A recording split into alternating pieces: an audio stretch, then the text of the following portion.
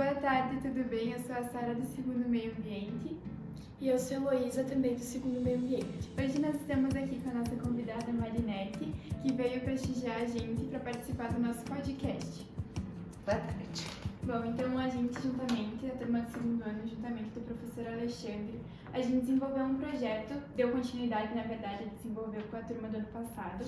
Então é um projeto onde a gente convida pessoas que são da área do meio ambiente, que tenham um pouco do conhecimento, né, em empresa, em partes sustentáveis, então para vir falar um pouquinho para nós de como isso funciona, de como é que é atuar na área, de quais são as ideias do futuro, de hoje em dia. Então a gente convida para trazer um pouco de conhecimento para o campus, para o pessoal, não só para o meio ambiente, né, mas em foco, mas para todo mundo, para trazer esse conhecimento justamente porque o nosso campus, por ter esse curso, a gente acha bacana que todo mundo tenha, possa participar e saber um pouquinho sobre isso.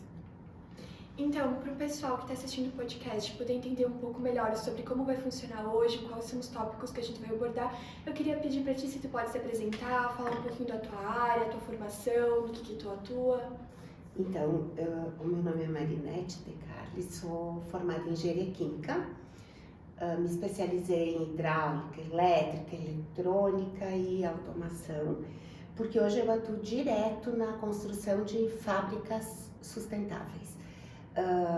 Tanto as que existem, que a gente faz uma adequação, quanto as novas, onde a gente começa desde o terreno até a construção dela e o assessoramento pós-construção para que ela possa permanecer operando.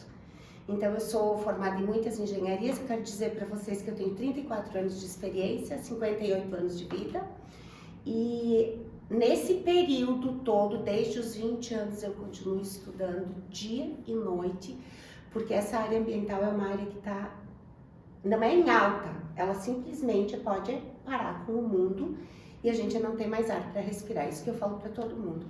E hoje os órgãos ambientais são extremamente restritivos, e aí ou você faz direito ou você não abre mais a indústria. Uhum. É uma área que está sempre em constante mudança, né? É bem importante dizer também para quem está assistindo que não são apenas indústrias. Hoje, tudo que você abrir, que tiver pessoas circulando, alimentos sendo consumidos, processo industrial, lavanderia, tudo precisa de licenciamento ambiental ou pelo menos que os empreendimentos entrem em conformidade com a legislação ambiental. Então, por exemplo, eu vou dar o exemplo da escola.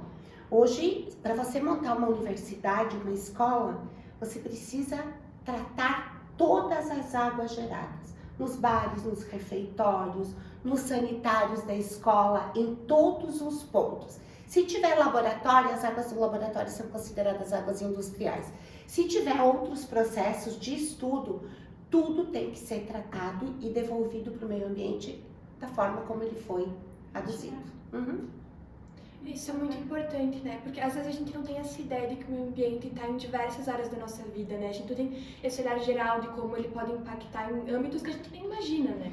Hoje em dia eu diria que em tudo que for ser pensado para ser feito deve ser analisado. Vamos lá, vamos pegar, por exemplo, uma construção de um prédio, né? Nossa, as etapas que passa para poder hoje construir, ninguém tem ideia. Porque não é só licenciar uma planta que garanta que as pessoas não vão morrer ali porque vai soterrar. É tudo que envolve. É a água da lavanderia, a água do chuveiro, a água da pia, são as águas cinzas, as águas negras, são as lavagens das garagens, as lavagens dos pisos, a ventilação, a iluminação, tudo envolvido numa construção. Tipo, não é apenas o estaqueamento porque aquela construção seja perfeita, é tudo para que ela possa ser liberada hoje, não só aqui no nosso município é o IPURB que libera, Secretaria de Obras. A Secretaria do Meio Ambiente vai ter que pôr a caneta lá no final e dizer, vocês podem, porque vocês não vão contaminar o meio ambiente. Então assim, acho que a gente está indo muito longe nesses últimos 20 anos. Antigamente nem fossa a gente tinha obrigatório, hoje a gente é obrigado a ter, em todos os lugares.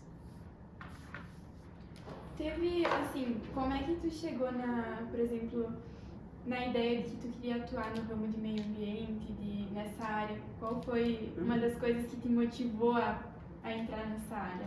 Sendo bem honesta, eu passei em medicina na universidade.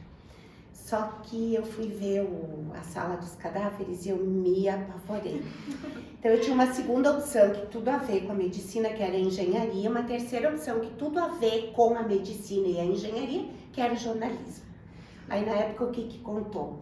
Contou um curso que fosse diurno, que eu pudesse não ficar à noite, porque eu passei na universidade com 14 anos, era muito cedo, e aí os meus pais tinham medo, e meio que sem saber.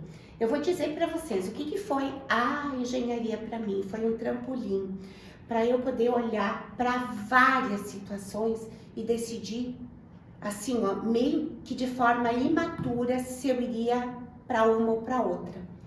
E eu fui para o Curtume Fazolo na época, que era o maior poluidor que tinha em Bento Gonçalves, e eu trabalhava em Caxias do Sul na biotecnologia.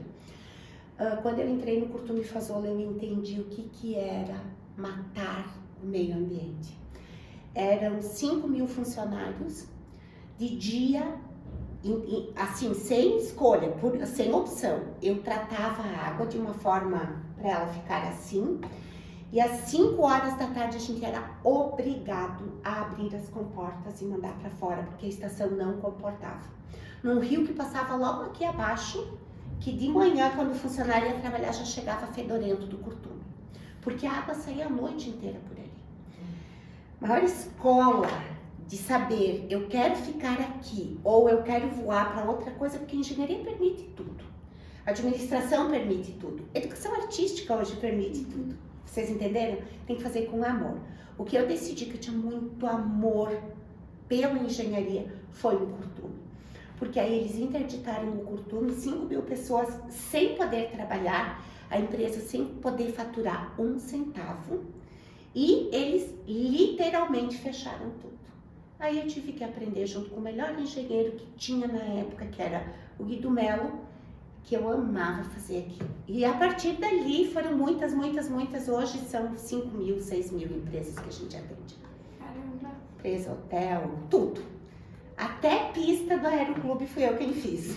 Porque tem toda a queda da água e aí essa água também vem contaminada com o óleo dos pneus, né? Então até a pista do nosso grande aeroporto fui eu quem fiz. Trazendo, assim, então, um pouco disso que tu já falou, eu acho que essa deve ter sido um momento bem marcante da tua trajetória, né? Então, saber se depois disso, né, ao longo de toda a tua caminhada, teve algum outro momento que foi muito marcante pra ti nessa área ambiental? Algum projeto, alguma coisa que te marcou bastante? Teve. Eu sempre digo que a gente não pode cuspir no prato que a gente comeu, né? Curtume Fazolo fechou. Eu fui para a PROAMB, que a PROAMB é a Fundação Bento Gonçalves Pro Ambiente, que era um aterro para colocar os resíduos de 54, eles eram associados. Tinha Todeschini, tinha Farina, tinha Fazolo, tinha empresas grandes e pequenas. Quando eu fui para trabalhar no aterro deles, é que eu fui começar a entender a importância que tinha de trabalhar nos processos industriais, que é uma coisa que eu amo fazer, para minimizar a geração de resíduos. Senão, muita indústria ia ficar inviável pelo custo com a disposição final.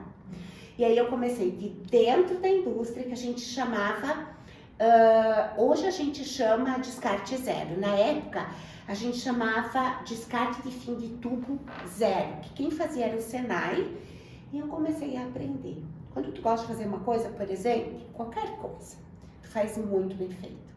E aí eu fui aprendendo, 6 anos depois de ficar na direção da PROAMB e ela ser criada, eu abri o meu próprio negócio e a gente continuou atendendo aquelas 54 empresas, então eu já abri meio que grande. Chamei a minha melhor amiga para trabalhar comigo, que é a Cláudia, está comigo até hoje. E, gente, foi só oportunidade, mais nada, sabe? Ninguém nasce, eu sempre digo, Gisele Bündchen.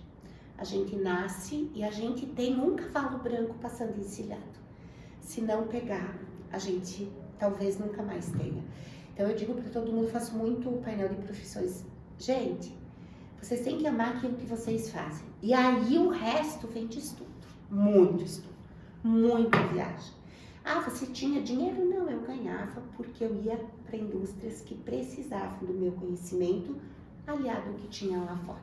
Eu conheci o mundo todo, uma coisa muito legal, levei muita gente junto comigo e foi ali que eu criei todo esse amor que eu tenho por fazer indústrias extremamente sustentáveis.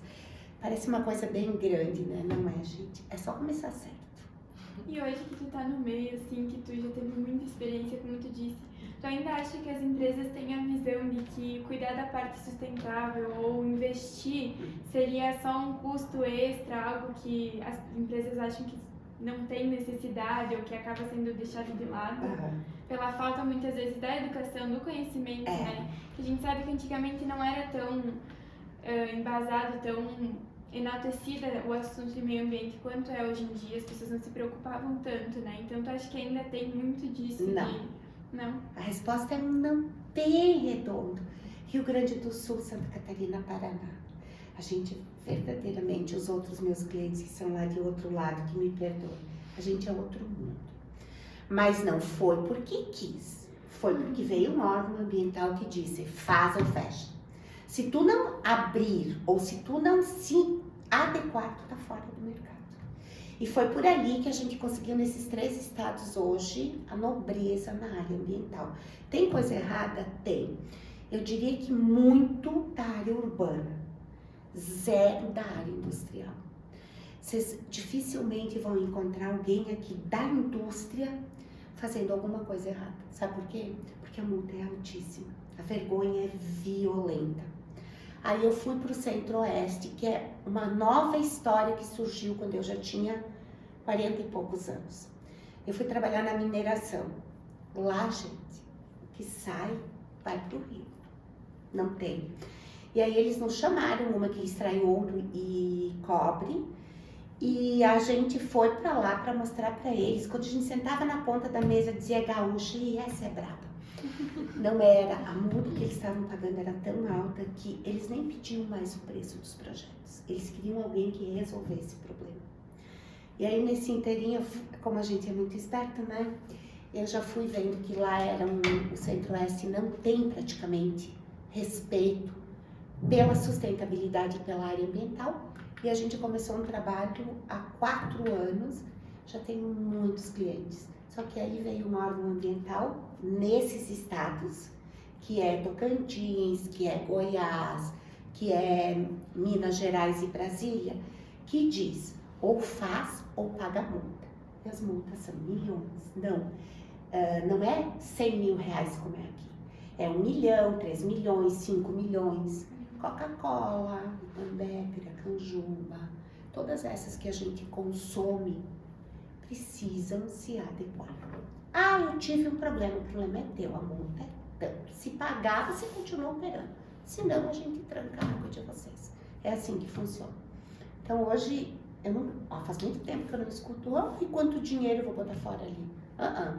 Eu escuto, tu tem prioridade para fazer esse meu projeto e fazer ele dar certo? Eu ouvi isso hoje de manhã. Uma empresa gigantesca. Tenho. Você pode me provar? Graças a Deus eu consigo pelo número de empresas que eu tenho. Porque senão seria, sabe, dar um tiro no escuro. Aí quem quer começar agora faz como? Tem que ser extremamente humilde. Se encostar numa empresa, pegar tudo. Eu digo pro pessoal que vem trabalhar comigo, vocês que deveriam pagar para trabalhar comigo, não eu para pagar para eles trabalharem. Porque assim, tu pega conhecimento, de conhecimento, de conhecimento e tu vai aperfeiçoando. Cada vez mais e melhor. Graças a Deus, o pessoal que trabalha comigo, eu não tenho reclamação. Todos de muito, muito tempo. Verdadeira história. Tu vira médico, tu aprendeu aquele sempre estudando. Porque tudo evolui. Sim. Principalmente a contaminação. Teve algum caso de alguma empresa, talvez grande, assim, que tu já tenha presenciado, que talvez teve algum problema, assim? Porque a gente vê que é tudo muito tapeado, como se fala, né? Que muitas coisas a gente não mostra. A gente vê todo o lado bonito da história, toda a parte bacana, mas a gente, principalmente, que está na área de meio ambiente, a gente teve um choque muito grande da realidade, né? Trabalhando com assuntos que antes a gente não fazia nem ideia que impactavam tanto o nosso dia a dia. E aí a gente acaba se perguntando, tem tantas coisas que às vezes a gente começa a observar com outros olhos, né? De tipo, caramba, acho que tá... Não era bem Não é bem assim, assim, né? a história não é tão limpa, tão bonita quanto contam, assim, né? Teve muita gente tentando passar a perna na gente desde o começo. Porque como tu disseste antes, que há muitos anos eu não tenho esta resposta nos nossos clientes, é assim. Quanto que eu vou gastar para fazer? E ainda hoje, talvez tenha, mas não que a gente conheça, pessoas que tapeiam, que é aquilo mesmo que passa aqui a mão pro órgão ambiental não ver. Muito, muito difícil. Hoje, meninas, a gente responde a Prefeitura Municipal, a Polícia Ambiental, a gente responde à Promotoria Pública, a gente responde ao IBAMA e a gente responde a qualquer pessoa que passar do lado da indústria e enxergar a poluição. Sabia? Que o meu poder é tão grande quanto o poder de polícia. Eu posso ligar para o promotor e posso dizer para ele: doutor, está acontecendo isso e isso, vou lhe mandar umas fotos. Obrigatoriamente ele tem que responder, senão ele vai ser processado junto com quem está poluindo. É assim que funciona. Então hoje a vigilância está muito grande, principalmente nesse nosso mundinho aqui, que são os 3 estados aqui da região sul do Brasil. São Paulo é muito forte nisso também. Bahia, que por incrível que pareça, a gente imagina que não, é fortíssimo. Eu atendo empresas tipo a Miolo, eu tenho outras fora, Petrolina, Pernambuco, Juazeiro do Norte. A gente imagina, eu vou chegar lá, eu tô contando assim, gostaria que quem tá ouvindo me perdoasse. Mas você chega e pensa assim, nossa, eu vou chegar numa casa de barro, cheio de bicho, de vetor. Cara, a gente chega numa das regiões mais nobres que existem dentro do Brasil, na região de Pernambuco, Bahia e aqueles arredores ali, que agora não me vem o nome dos estados. Eles têm irrigação de tudo. O que hoje a gente aqui espera chuva, espera sol, que eu tenho, sabe, é uma dor que eu tenho, que eu gostaria muito de ter ido para essa área agronômica. Eles não esperam. Eles irrigam com a água do Rio São Francisco. Mas e se não tem Rio São Francisco, como acontece no agro lá de Minas Gerais? Eles fazem grandes bacias, porque e tirar terra e botar uma lona é muito barato. E essa água precisa ir para aqueles pivôs gigantescos. Se vocês olharem, eu acho bem importante mostrar para os colegas também como são as fazendas lá do agro, que é o super agro. Eles pegam essa água da chuva e eles armazenam por 6 meses que não cai uma gota. Eles não perdem nada, absolutamente nada.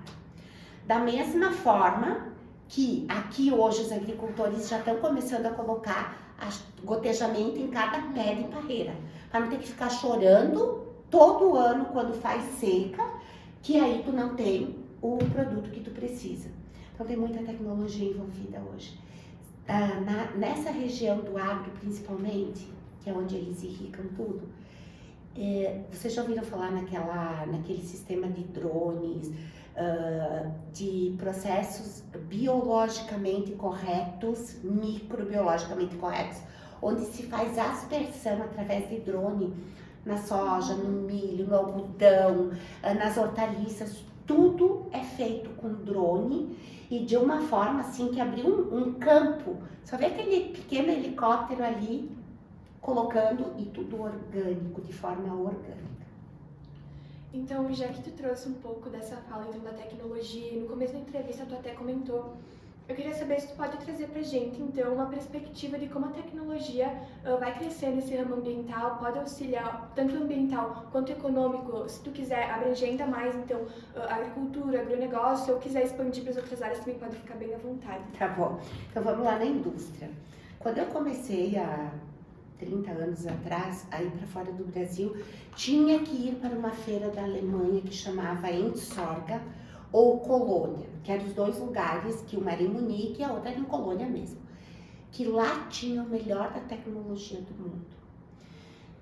Meninas, eu ia para lá, eu voltava para cá e eu dizia, não tem nada que tenha lá que eu possa aplicar aqui. temperatura diferente, equipamentos que foram criados para um tipo de situação, onde eles usavam, por exemplo, um reator anaeróbio, a temperatura lá dentro 75 graus.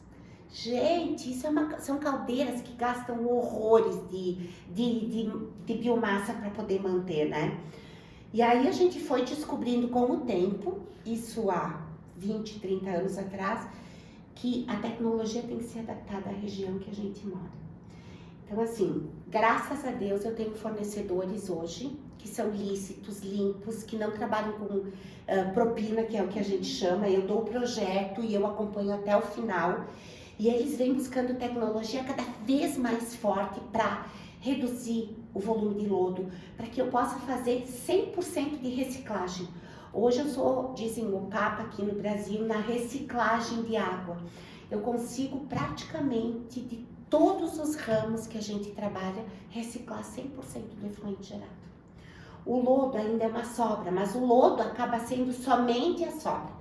Então eu estou economizando recursos naturais que eu estou tirando do solo, eu estou economizando energia, porque eu estou recirculando, eu não estou aduzindo de lá de dentro, e eu estou transformando a empresa numa empresa com selo verde.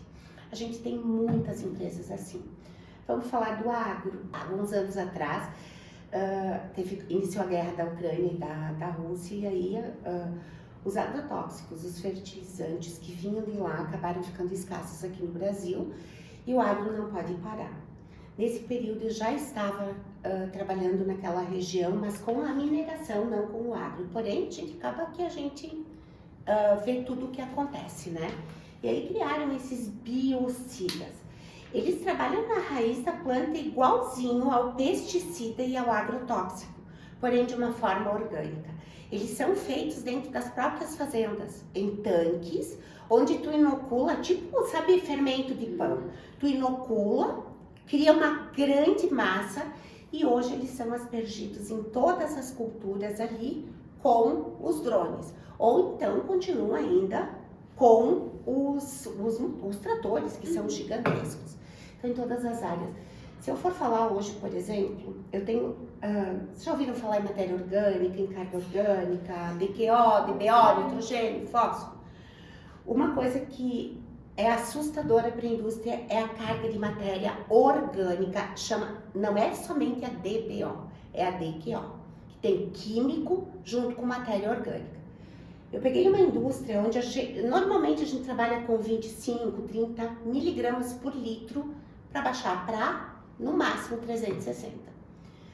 Nessa indústria, é uma indústria que faz aditivos para fertilizantes químicos, gigantesca, indiana.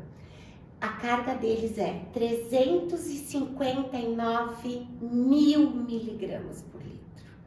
Qual que é a proposta? Reciclagem de 100% do efluente deles.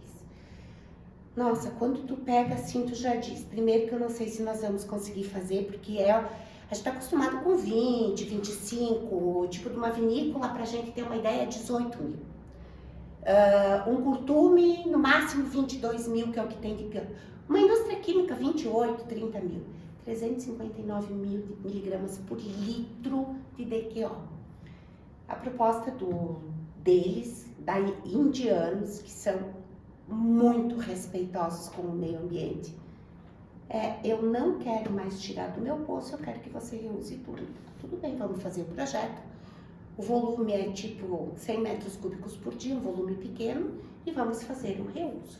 Então, teve a primeira parte, que é a parte do primeiro valor, para fazer a água ficar com 300 miligramas por litro no máximo de DQO, para depois a gente conseguir polir com ultrafiltração, osmose reversa, ozonização, para que a água volte. Aí um dia numa reunião, porque eles são muito objetivos, numa reunião eu perguntei, nossa, o investimento é altíssimo. Mari, não tenho opção. Ou eu faço esse investimento, a minha fábrica para, porque eu não tenho mais água lá no fundo para poder fazer a adução. Então hoje não é nem mais uma questão de tu querer fazer ou de tu ser obrigado pelo órgão ambiental. Existem também os recursos naturais que estão extremamente escassos. Lá chove 4 meses e o restante do ano, os 8 meses, fica seco. Esse último ano aqui, choveu 6 meses e 6 meses extremamente secos. Então, assim, quantidade de chuva ou muito grande num dia que arrasta tudo, não percola no solo, ou zero de chuva. Que aí a gente quase morre, que foi o que aconteceu na semana passada com 44 graus. Para vocês terem ideia, a gente está passando na rodovia, o mato é autoinflamável. Tu tá passando e tu vê aquele fogo subindo no meio do mato. Aí invade todas as rodovias. Por que está acontecendo isso? Primeiro, porque tiraram tudo que era verde para fazer plantação. Lá. Por que aqui acontece enchente? Por que acontece? Porque aqui a gente tem um volume de indústrias violentas. E a gente esquece que tudo que a gente gera dentro de casa, que vai para dentro do rio, vira um monte de gás que vai para a atmosfera e que acaba fechando. Vocês viram que o Rio Grande do Sul vive com o problema lá de que a gente não tem entrada e saída né, que é o efeito estufa. Em função de que aqui a gente trata indústria de novo, comércio de novo, restaurante, lavagem de carro, trata tudo. Só que a gente esquece que a gente tem prédios com 300 famílias hoje dentro, que vai tudo para dentro do borgo ou do pote. E aí, dali é que começa a ter aquela fumaça negra que tem lá para cima. Lá eles tratam os esgotos gerados em todas as cidades. Sejam elas tipo uma micro, como uma gigantesca. Porém, o restante é meio que agora que eles estão começando. A gente vê essa diferença, né? Que até pouco tempo atrás a gente teve as ocorrências ali em São Paulo, que alagou, teve os deslizamentos e tudo mais. E em tão pouco tempo, e não lugares tão distantes, né? Tem lugares que já estão sendo afetados pela falta de chuva. É uma coisa que muita gente não entende, até mesmo a gente, quando... Antes de entrar aqui, eu acho que a gente subestima muito, né? O curso de meio ambiente não tem o conhecimento dessas pessoas. Perdão. As pessoas não sabem o conhecimento que a gente adquire dentro do curso, né? Que faz muita falta a gente perceber as coisas hoje em dia e tudo mais. E dentro, principalmente da tua visão, assim, dentro do ramo que tu trabalha e tal, a visão da mulher, né? Que é um ramo que os homens sempre acabam sendo enaltecidos, como a gente sabe, no trabalho. Como é que é ser uma mulher no meio, ter esse empoderamento que tu tem, que tu conquistou o teu cargo tão alto hoje em dia, né? De tanto poder, assim, digamos assim, que hoje em dia tu conquistou. Como é que foi esse processo? Olha, eu sou bem machista, figureza. Mas eu quero dizer para vocês o seguinte, ó. Não tem que ter medo de homem. Os homens têm o respeito que a gente exige, né? As coisas têm o valor que a gente dá. Então, se tu é mulher, se tu é homem, e tu se valoriza com respeito, humildade. Porque se eu chegar na empresa, eu sei tudo, tu não sabe nada. Acabou. Humildade, respeito, resignação. Eu digo assim, o conhecimento... Eu tenho milhões de anos de conhecimento, porque eu peguei um pouco do teu, um pouco do teu, um pouco de cada uma de vocês. Então, assim, ó, eu nunca tive problema por ser mulher na minha área. E eu sempre fui, a Carol me conhece, muito feminina. E também nunca precisei usar os atributos de uma menina como vocês, que são lindas, para poder ganhar qualquer tipo de projeto. Foi por competência mesmo, por estudar muito, por saber onde eu estava pisando. E assim, ó, dizem que algumas pessoas nascem para ser donos e outros para serem, né, subordinados. No meu caso, todo mundo pode chegar onde eu cheguei. Só que precisa escutar, precisa aprender, precisa ser principalmente humilde. Vou voltar a Gisele Bündchen. Cara, conheço. Força de vontade, né? Ela passou fome, ela não teve sempre o que ela queria como a gente pensa. E olhem quem ela é até hoje. Vocês já ouviram falar isso aqui dela? Não. Eu sempre digo para os meus funcionários, e se quiserem colocar isso, coloquem, se não, isso é para vocês. cuidem a postura. Postura em público. Ah, tô lá com um monte de amiga, tô bebendo, tô... Cara, cuidem a postura. Sempre tem alguém atrás da gente olhando. Sempre. E como que eu ganhei tudo isso numa Tramontina, por exemplo, que eu tenho... Todos os projetos são meus. Porque eu baixava a cabeça na frente do presidente, eu escutava. E ele me dizia, se você errar, eu te triturar como se tritura um ganso. E ele morreu, tá? Gente, eu tenho os projetos mais lindos, mais funcionais e mais perfeitos dentro da Tramontina. Ao mesmo tempo que eu tinha muita confiança, eu tinha muito receio de fazer coisa errada. Então tu vai estudar, tu vai ver, tu vai trabalhar. Quando eu dou muita palestra, e eu conto isso, vocês não precisam colocar. Eu conto para todo mundo o caso que me ensinou a não errar. Tramontina. Me deram a primeira estação perfeita. Mari perfeito. Chamaram gente lá de fora para olhar. Me deram a segunda estação perfeita. Aí eu fui para a terceira. A terceira era a fábrica aqui. Aqui uma avenida gigantesca e aqui uma ETE. Bem do outro lado. Eu precisava passar 32 tubos vindos de alto, baixo, com bomba, com qualquer coisa, para esse lado de cá, sem interromper a passagem de caminhões. Não podia interromper. Isso eu já assinei o contrato, ele não olhou o preço, você não pode interromper.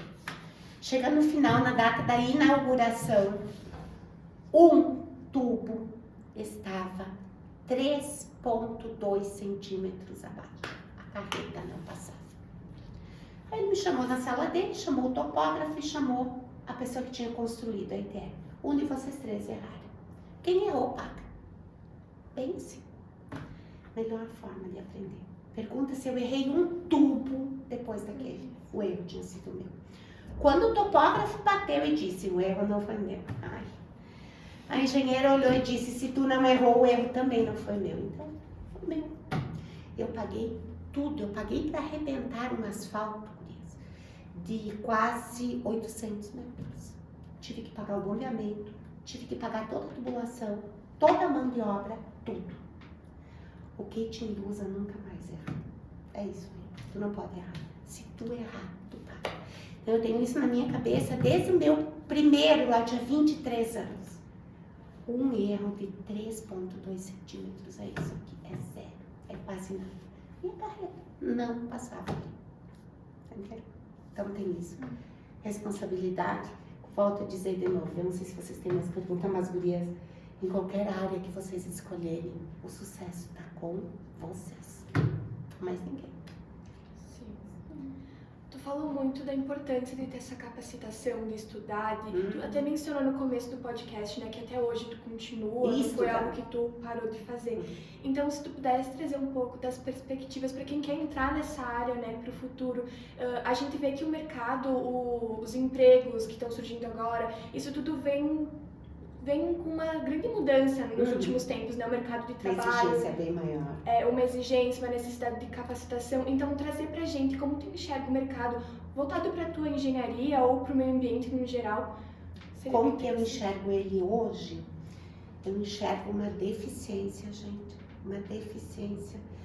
É justamente dentro da escola. Se vocês me pedirem, há muito pouco tempo atrás, eu não contratava engenheiros ambientais. Nunca. Porque a engenharia ambiental, ela ia até um ponto que a engenharia química ia no terceiro ano. Depois acabava. O que eu faço com alguém que foi até o meio? Principalmente na nossa região. Agora eu estou aprendendo a comer um pouco a minha língua, porque lá em Minas, a engenharia ambiental ela foi um pouco mais para frente. Mas assim, tu me pede o que as pessoas têm que fazer para aprender. Gente, tem muito curso. Olha o que vocês estão fazendo, né? Vocês não poderiam ir só para a escola de manhã ou é obrigatório de tarde fazer? Tem que falar. Tu tens que fazer. Por exemplo, de manhã, matérias como português e depois tu tem gestão e certificação. É tudo junto, né? Não tem opção. Mas, gente, o próprio IFRS é uma escola que eu amo, que eu respeito. Tem tanto curso aqui que dá para fazer, te inscreve. procura Senai, procura Sebrae, procura onde tem algo que fale sobre a área que vocês querem aprender. Ah, eu quero aprender sobre águas. Na época de vocês existe uma coisa que na minha época não existia, que chama Dr. Google. Entra lá. A minha filha estudou numa escola em São Paulo chamada FAAP, Fundação Armando Álvares Penteado, e ela fez administração para executivos voltado para a área de sustentabilidade. E aí a Heloísa estudava em biblioteca inglesa, em biblioteca alemã, ela foi alfabetizada no inglês, e inglês é muito importante, tem que saber falar inglês, gente. Aí ela foi alfabetizada no inglês, no português, no espanhol, no francês, no não sei o quê. Quando ela, olhem para vocês verem a ignorância, há 8 anos atrás, é pouco. Quando ela foi falar pro coordenador dela que ela ia fazer administração, visando, né, uma redução em custos, e era justamente na área de sustentabilidade ambiental.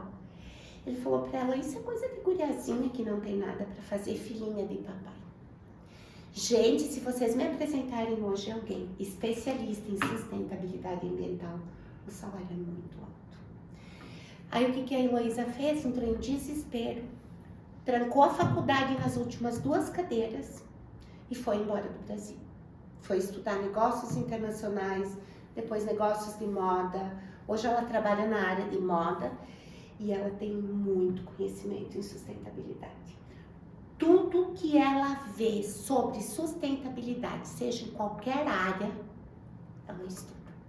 Então assim, ó, por exemplo, posso falar da Carol, que a Carol eu conheço? A Carol vem de pais que trabalham na área de construção civil, né, Carol? Pega o que tem de sustentabilidade na construção civil. Eu não sei vocês se já vêm filhos de alguém que trabalha numa área, que são ou professores. Gente, tem sustentabilidade em tudo. Hoje a gente pega a construção civil também. Tem que fazer plano de gerenciamento de resíduos, tem que saber o que tu vai fazer com o saco do cimento, o que tu vai fazer com o ferro, o que tu vai fazer com o resto do tijolo que sobrou, o que tu vai fazer com o balde de cola, a lata de tinta. Gente, isso é sustentabilidade na área da construção civil. Sustentabilidade na indústria, sustentabilidade na vinícola. Tem todas as áreas. Então assim, ó, eu acho que eu vou gostar de sustentabilidade na moda, por que não, né? Trabalhar com moda sustentável. Eu tenho uma loja, então, além de todos os negócios que a gente tem, são 5 empresas, eu tenho uma loja que veio ainda da história da Heloísa, da sustentabilidade. E a gente trabalha muito com tecidos que são tecidos sustentáveis, feitos com algodão orgânico, algodão que não precisou de agrotóxico, de pesticida para ser trabalhado. A gente trabalha com tecidos que têm uma durabilidade o dobro do tempo do tecido normal. Hoje, tudo que tu for falar tem sustentabilidade envolvida. Então, não se decepcionem. Vamos pensar assim, ó, numa cidade, por exemplo, vamos pegar Capão da Canoa? Vocês vão seguir? Eu amo, tá? Querem me pedir, eu vou esperar do mundo todo, eu amo Capão da Canoa. Capão da Canoa, pra mim, é onde eu vou escolher morrer, eu acho. Não sei também, porque já tá muito abandonado.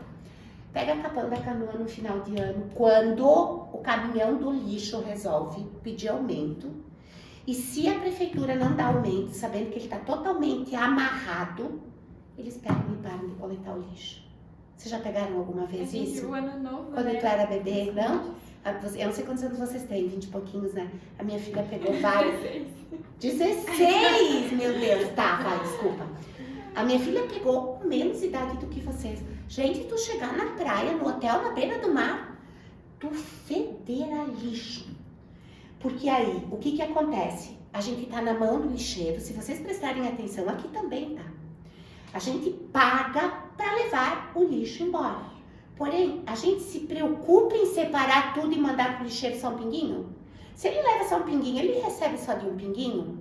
Se ele leva tudo, que são 70% que são recicláveis, junto com o teu pinguinho tudo sujo, gente, quanto que a gente paga? Quem que paga? É que as pessoas não se dão conta. E que se o lixeiro disser, ficar 3 dias sem coletar o lixo, fica 3 dias, tu vai estar lá se ajoelhando e pagando quanto ele está pedindo. Porque o lixo, ele gera gases tóxicos. Sabe quanto tempo a gente aguentaria sobreviver numa cidade sem coleta de lixo? Eu creio que não mais do que 15 dias.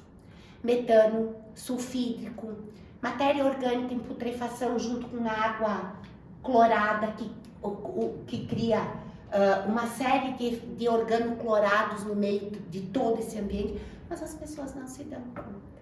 Então assim, ó, é tudo muito grandioso. Bento peca na questão dos esgotos sanitários.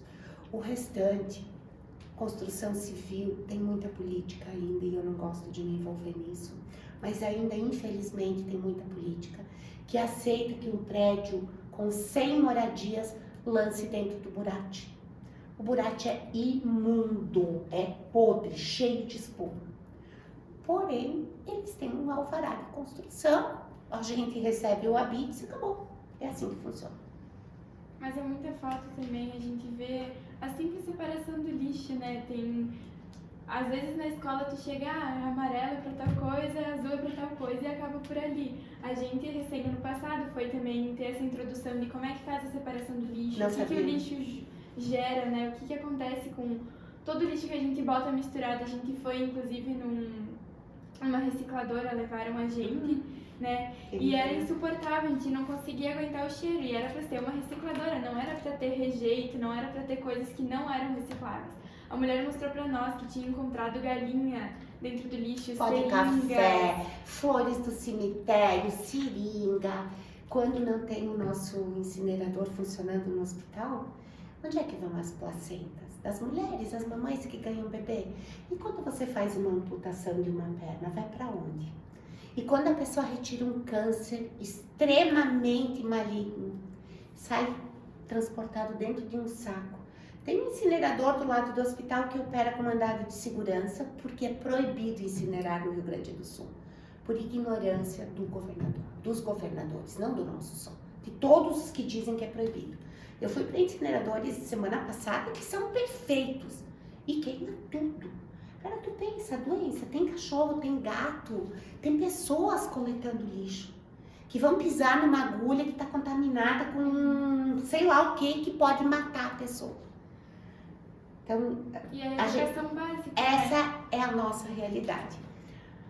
Onde que tu vai consertar? Eu posso consertar até um certo ponto. Todo ano eu me dou 4 ou 5 palestras para dar em escolas. De criancinha, sabe? Pequenininha, média, grande. Vou em indústria, todas as nossas têm um treinamento gratuito de todos os funcionários. Então, obrigatoriamente, dentro da indústria, tu não mistura. Hoje, tá tão apertado o negócio dentro da indústria que se tu misturar, por exemplo, um papel sujo de café junto com o papel limpo, tu vai ser responsabilizado por todo o papel que tinha na lixeira. Porque ele se transformou num papel, obrigatoriamente, tem que ir para um lixo, para um aterro, que seja um aterro de lixo não reciclável, de resíduo não reciclável. Então, assim, é tão fácil de fazer com a criança dentro da escola. É tão fácil de tu ensinar, levar as coisinhas, mostrar. Tipo, de tu comprar, por exemplo, isso aqui pra mim é o meu maior câncer. Sabe por quê? Gente, a gente toma 6 por dia, 7 por dia. Né? Não é assim que funciona? Obrigatoriamente, o que a nutricionista diz? Tu tem que tomar 3 litros de água. Ou multiplique por tanto por cento de água que você tem que tomar. Ela vai a gente, se eu encontro um lugar que tenha água bem boa para tomar, dificilmente eu vou pegar a garrafinha. Só que geralmente, na maioria dos municípios, a água não é tão potável quanto a nossa. A gente bota 6, 8, 10 fora por dia disso aqui. O nosso professor que coordena o nosso curso, ele sempre fala, na primeira aula, inclusive, ele pegou e começou a falar, a gente bota uma água de excelente qualidade dentro de uma garrafinha que não vale 50 centavos. E a gente paga para botar fora. Porque eu trabalho em várias, tipo Coca-Cola, agora na Mineiro, eles invasam, uma delas 300 mil litros, que são 4 vezes 300 mil por dia. 1.200.000 garrafas dessas daqui, eles invasam com água normal. A água vem do poço, então tu paga a garrafa, a tampa, o rótulo, e a água custa uma miséria. E aí tu vai, aí tu bebe água, lá eles bebem muita água. Aí vai pro lixo, aí o que que faz? Se for para um aterro de resíduos recicláveis, tu não paga. Se for para um aterro de resíduo normal, vai para a coleta nossa urbana normal, é a gente que paga. É assim que funciona. Então, assim, esse aqui é o maior câncer que tem. Como a garrafa PET. Para mim, tudo voltaria a ser na garrafa de vidro. Mas, infelizmente, ainda a nossa cultura está muito... Ó, tem uma empresa chamada, que é meu cliente também, chamada Trevisan Leites, que se vocês olharem o leite deles, vem na garrafa de vidro. E aí depois retorna, desinfeta, gera efluente ainda. Então, assim, nem tudo que reluz tanto é ouro. Mas pelo menos eles estão tentando. Como é que se fazia antigamente? Se ia na quitanda, tinha os sacos com as sementes dentro, com o café, o açúcar, os grãos. Pegava o saquinho de papel, pegava o que tu queria usar e ia embora. Levava a garrafa, comprava o leite na garrafinha de vidro, trancava e levava para casa. Um dia a gente talvez tenha que retornar isso para aprender a respeitar o que a gente tem de mais sagrado, que é o meio ambiente. Eu acho que cresce muito a exigência de sustentabilidade nas instituições e tudo mais, mas falta muito da parte da educação, tu ensinar desde o início, que nem tu falou, não custa tu chegar e ensinar a criança desde pequena que ela tem que fazer a separação correta, ensinar as coisas. Se tu pegar, por exemplo, turmas que não sejam meio ambiente, até agro, enfim, tu pega outros cursos que a gente tem aqui dentro do campus, não sabem o que é uma separação de lixo correto, o que isso pode gerar ou acarretar de mal para o nosso dia a dia, né? Então, acho que falta muito, apesar da gente ter uma cobrança ainda mais da sustentabilidade, falta muito da parte da educação. E isso a gente vê que, por exemplo, a gente se desanima, que nem tu falou, de trabalhar na área do meio ambiente. Tu não enxerga muitas possibilidades, porque tu... Tem muitas, mas a falta de conhecimento na área. Tipo, as pessoas não têm esse conhecimento, as propostas, não vai atrás disso. E isso acho que acaba prejudicando ainda mais, né? E aí deixa eu dizer para vocês, por exemplo, por que o MEC, o próprio MEC não põe nas cadeiras obrigatórias português, matemática, geografia, biologia, meio ambiente? Não tem.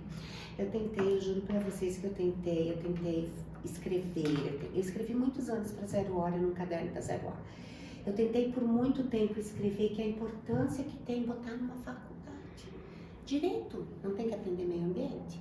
Administração não tem que aprender meio ambiente. Medicina, gente, não tem que aprender meio ambiente. Enfermagem, vai lá, assistente social. Em tudo que a gente trabalha, o meio ambiente está envolvido. Só que, infelizmente, é cultural. Ainda tem muita coisa a ser aprendida. A gente evoluiu muito. Eu espero que vocês, na idade que vocês têm agora, começando, vocês consigam saber. Tem que ter um jeito. Meu Deus, põe uma cadeira como obrigatória e vai ensinar para aquele nenê que está ali do lado do meu escritório, tem a Make Poupie, que é a que ensina inglês e português. Eles vão ali no campinho, a gente escuta bastante eles cantando e tal. Será que essa escola que veio lá do Canadá, ela tem alguma preocupação com o meio ambiente? Provavelmente não, igual as nossas.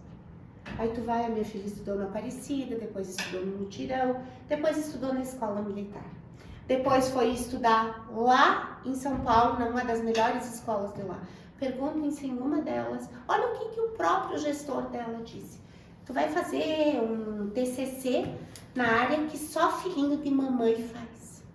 Cara, ainda bem que ele já deve ter saído da faculdade, porque chega a ser nojento, né? É menosprezado. É menosprezado uma área. As pessoas não sabem que tá tão presente em tudo que tu faz. Desde a hora que tu nasce. Desde a hora que tu nasce. A água que tu bebe, tu não vai estar vivo sem... Tudo. Pensem, vamos lá na hora que tu nasce, um dia vocês usem isso. O que acontece quando a mamãe entra, seja de parto normal ou de cesariana?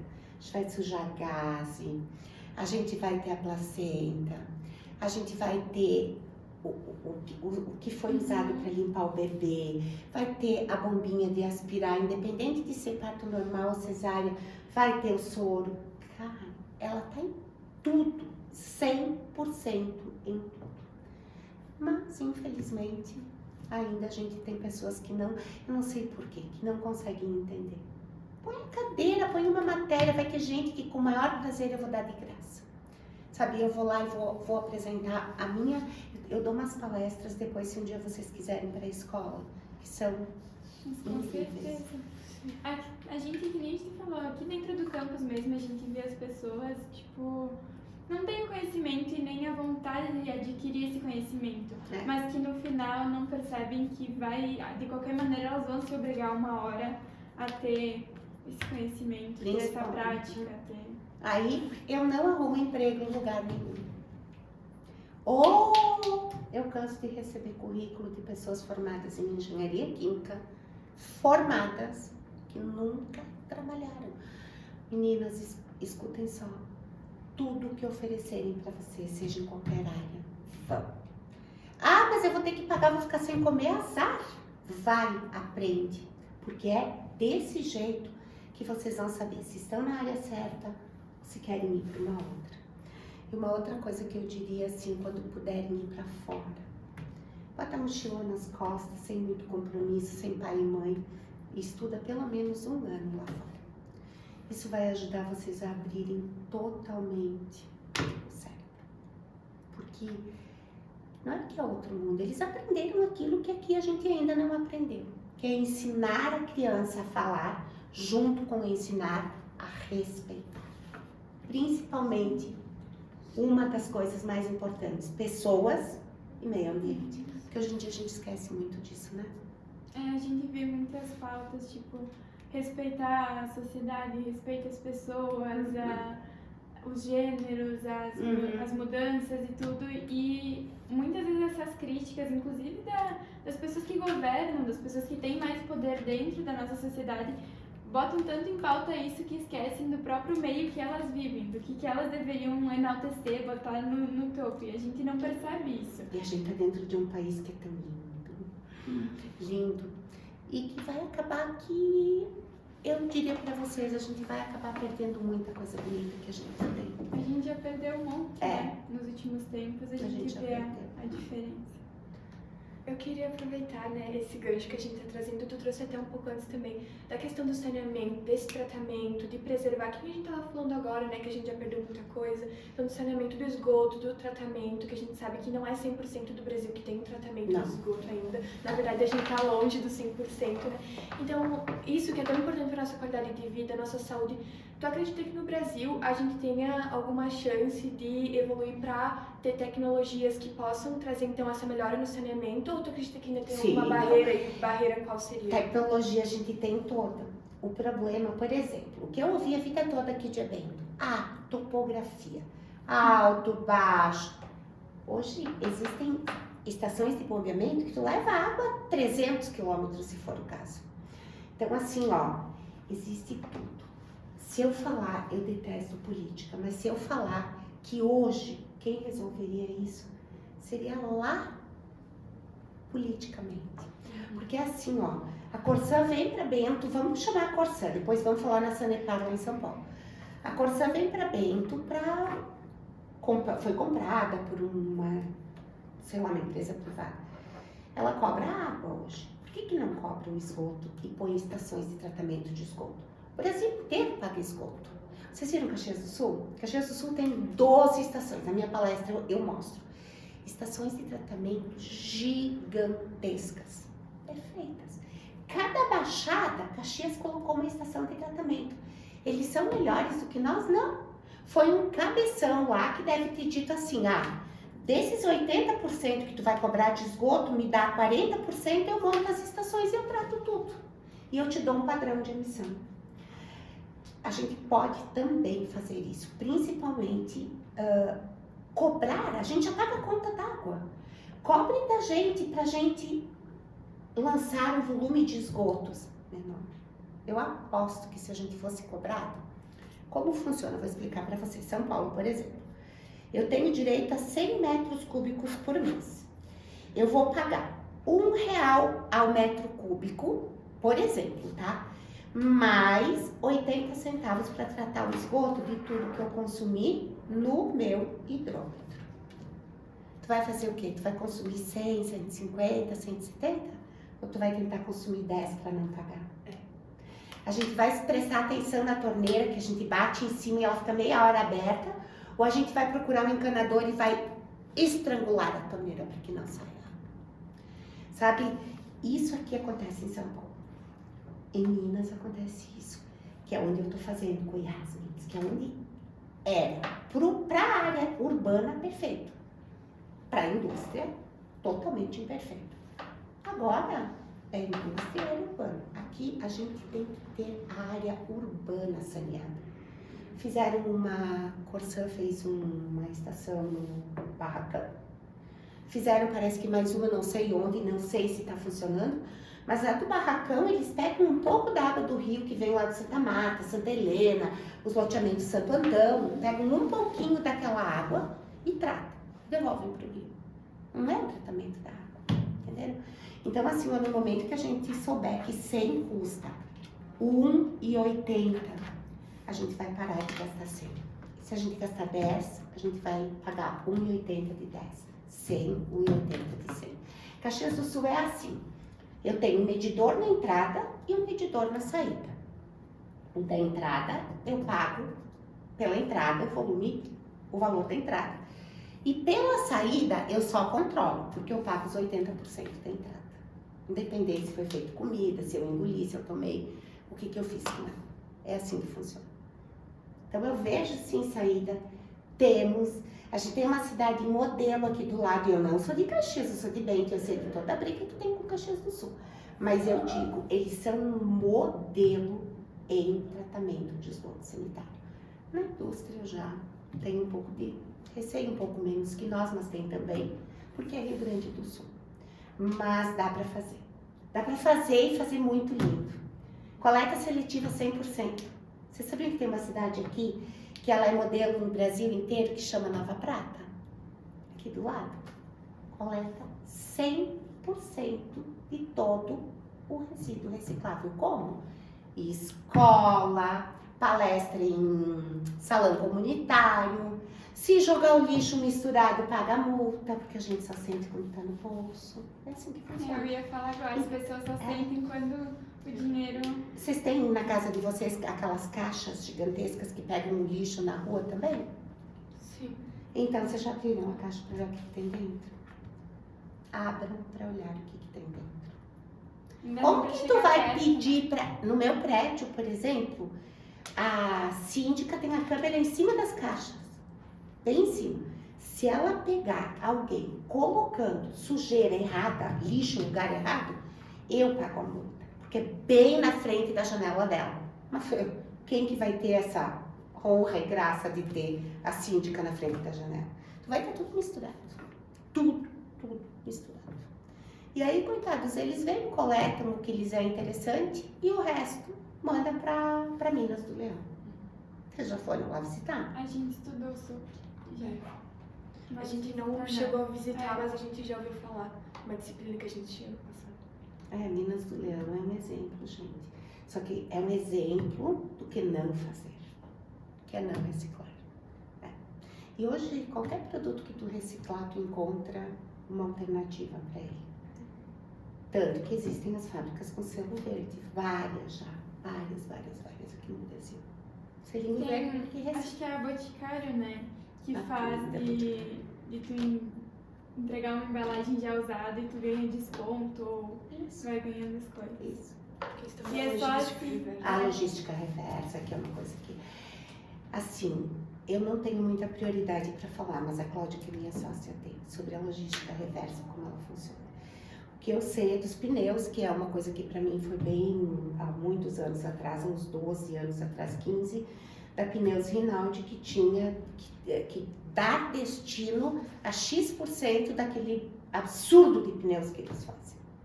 E aí o que eles fizeram? Eles contrataram a ANIP, pagam a ANIP e mandam de carreta.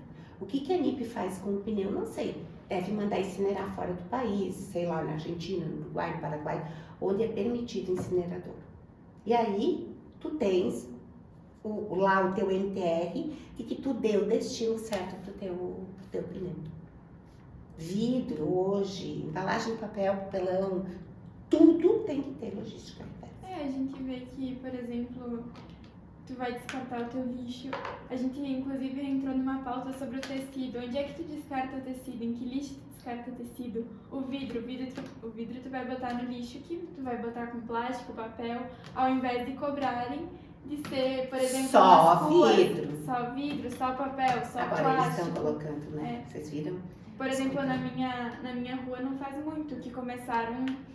Não tem gente que sabe que, por exemplo, terça-feira vai passar o lixo reciclável, quarta-feira vai passar para lixo orgânico. As pessoas não têm esse conhecimento. Bota tudo E, pra rua. e bota tudo junto, tudo misturado. Então, aí chegam os caminhões nas recicladoras achando que vem para reciclagem, tu abre um monte de comida, resto de Café, de chimarrão, de lixo de gordura, banheiro. lixo de banheiro, etc.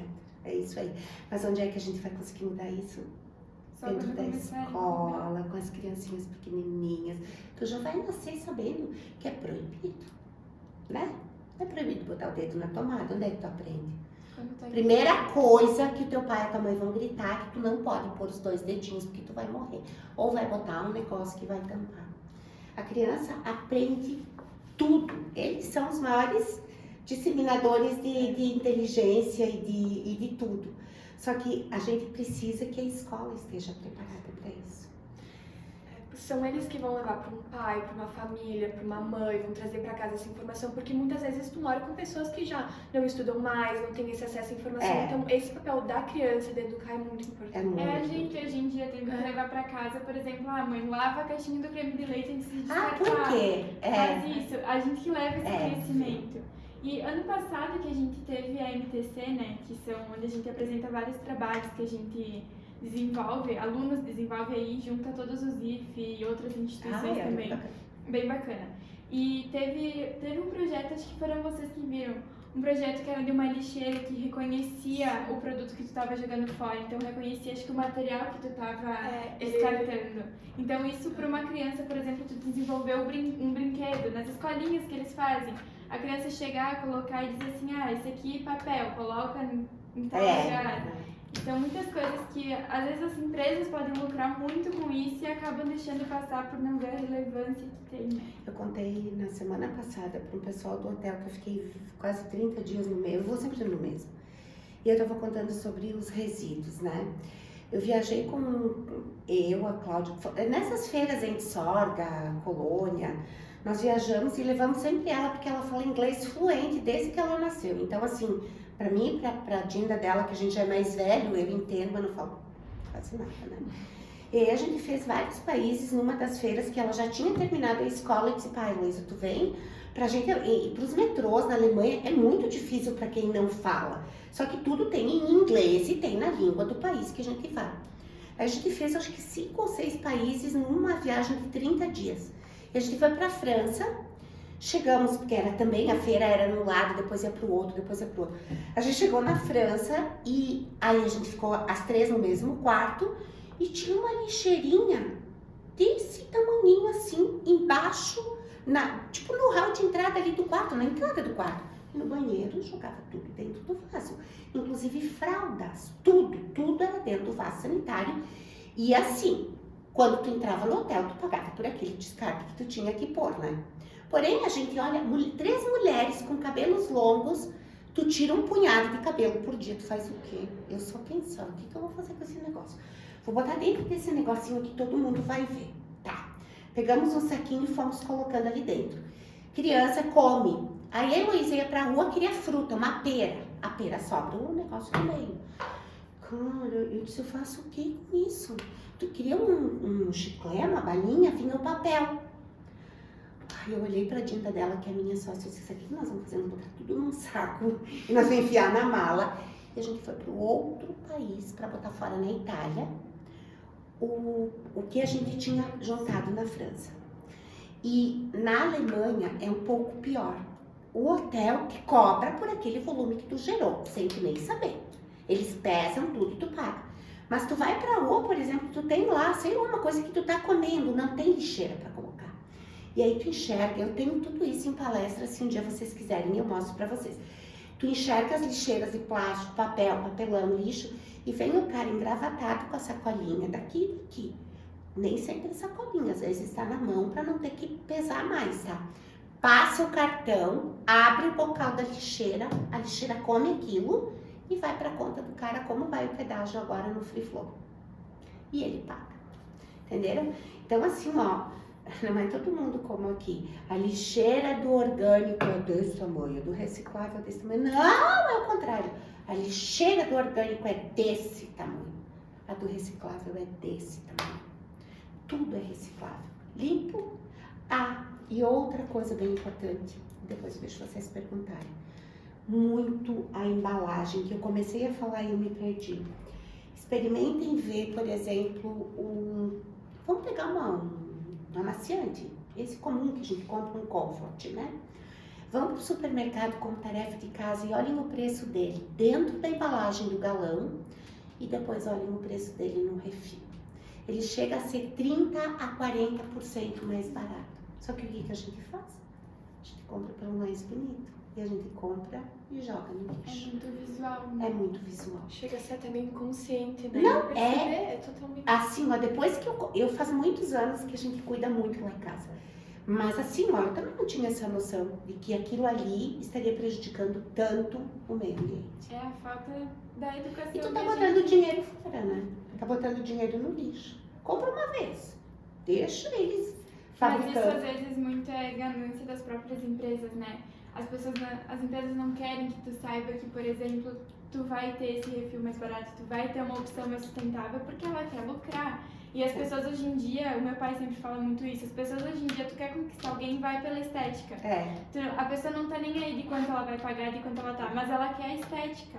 E aí, É muitas isso. vezes, pega uma empresa que desenvolvesse alguma coisa que fosse mais sustentável, mas Porém, com uma que tivesse uma aparência uma bem aparência bonita. melhor. A pessoa com certeza vai pela estética, ela às vezes a pessoa não tem nem tantas condições, mas olha quantas pessoas que querem, tipo assim, não tenho dinheiro pra, por exemplo, comprar um carro melhor, mas vai gerar o bem-estar da própria pessoa. As pessoas estão cada vez mais querendo se valorizar, pensar em si mesmas, então elas vão pelo mais bonito, pelo mais confortável, e às vezes as pessoas perdem a oportunidade, né, as E empresas. muito também por ignorância, né? Porque isso daí não é inteligência, é por ignorância.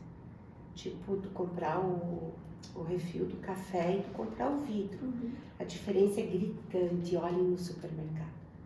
É bem bacana até para vocês, sabe, fazer um trabalho assim, já que vocês estão tão envolvidos com a área do meio ambiente, faz um trabalho assim e mostra para colocar nesse pode reciclar. Vocês entenderam? Façam isso também. As pessoas estão carentes de informação. E lembrem que quanto mais seguidores vocês tiverem, mais pessoas vocês estão. Isso vocês podem fazer com professores nas escolas. Todas as crianças a partir da 4ª série hoje já têm celular. Nossa, e eles amam saber sobre isso. Bom, então, pra gente saber um pouquinho, assim, a gente falando da educação ambiental e tudo mais, que as pessoas pretendem, né, a gente espera que busquem mais participar dessa área, estar mais envolvida e trabalhar nessa área. Tem uma ideia de faixa salarial, de quanto, no geral, assim, ou em áreas mais específicas, se ganha bem? Como é que é a faixa de salário? Então, eu vou dar a resposta que eu dou sempre que me pedem emprego. Depende muito de quem é a pessoa e de qual é o interesse dela e o conhecimento. Hoje, se vocês me disserem que eu tenho um problema com o que eu pago para os meus funcionários, porque é bem alto. Só que, gente, eles se valorizam, entenderam? É pedir um estágio, chegar lá e mostrar que a gente pode aprender tudo que quer aprender. Vir na minha mesa e olhar que projeto tu tá fazendo. Gente, eu valorizo muito isso. Então, assim, hoje, se for uma engenharia, um técnico, se você só me pedir, o salário é muito baixo. Só que não é tu ser somente um técnico e pedir emprego de técnico. Entra na empresa para estagiar. Quando tu estagiar e tu conseguir mostrar que tu é muito bom, a própria empresa esquece de olhar o que vocês estudaram no currículo. Vai olhar para a pessoa. Eu tenho uma profissional de gestão ambiental que, se vocês forem olhar, eu creio que o mercado paga R$3.000, 3 e pouco, que ganha o salário de um engenheiro sênior. Mas ela fez o quê? Ela aprende tudo o que a gente pede. Vocês entenderam? Aí eu tive agora há bem pouco tempo, é uma coisa que me dá muita pena, uma menina que se formou em engenharia, entrou como júnior, com um valor um pouco maior do que eu precisava muito. E não deu. Literalmente, ela não estava preparada para trabalhar. Então, assim, é o que eu digo, olha o que vocês estão fazendo, sabe? É isso. Vão buscar mais conhecimento. Eu posso, sabe, ir conhecer a tua empresa, ver como é. Se vier alguém conhecer a minha empresa e demonstrar que quer muito aquilo, eu contrato na hora. Hoje a coisa mais deficiente que tem é mão de obra. Salário, você pode ganhar de 3 mil até R$1 milhão por mês, 2 milhões, depende. Depende muito. Sabe por quê? Porque depende muito de quem a gente é. E, gente, ser humilde. A palavra do dia hoje seria humildade. Pode ser o melhor do mundo. Humilde. Humilde com o colega. Humilde com quem vem tentando te ensinar coisas diferentes. Humilde com todo mundo. É isso que faz tu ganhar um salário que seja notável. Ah, Mari, tu fez o que? Eu não fiz nada. Tanto que eu disse que eu sou extremamente machista, não sou nem um pouco feminista, eu me encolho ao invés de me... Eu também. Eu me encolho. Mas assim, tu mostrar que tu exige respeito. E que tu tá pronta para aprender tudo que for bom para aquela empresa. E não é só trabalhar com projeto, é com qualquer coisa que for trabalhar. Quando eu dou painel de profissões, eu digo, tu pode ser um artista, um cara que pinta quadros que ganha milhões, ou tu pode ser um jardineiro nobre lá de Santo Antão, que ganha 40, 50 mil reais por mês. Entenderam? Então, quanto a salário, depende muito da pessoa. E é bem bom. Muito obrigada. Vocês têm mais alguma coisa que tu O gostaria que vocês queriam pedir de mais? falar? Não sei, eu ia pedir, na verdade, pra ti, agora que a gente tá se encaminhando pro fim do nosso podcast, se tu quer deixar alguma frase, algum recado pro pessoal que tá assistindo de casa, algo que tu levou pra ti da profissão, alguma realização, enfim. Eu sou só realizações, viu? Tem que fazer sempre qualquer coisa com amor. Quando a gente trabalha com amor, a gente consegue tudo de bom e consegue ser feliz também. Independente da situação e da circunstância, a gente consegue ser feliz. O que eu deixo assim trabalhem com muito amor e façam com amor sem reclamar. Não reclamem de nada, façam tudo com muito amor. É isso que eu deixaria para vocês. A gente agradece, muito obrigada pela participação, por todo esse conhecimento, pela boa vontade, foi muito Tem tanta bacana. coisa. Foi muito bacana a gente ter essa conversa, poder prestigiar você vem aqui, a gente agradece, fica muito grato. Foi realmente uma honra, em nome de toda a turma, na verdade. Toda a nossa turma, isso a gente veio representando, mas tenho certeza que vai fazer assim uma diferença muito grande pra gente. E foi muito bacana adquirir esse conhecimento. Meus parabéns também por tudo que tu conquistou, pela mulher que tu és. Muito obrigada, a gente agradece. Por nada.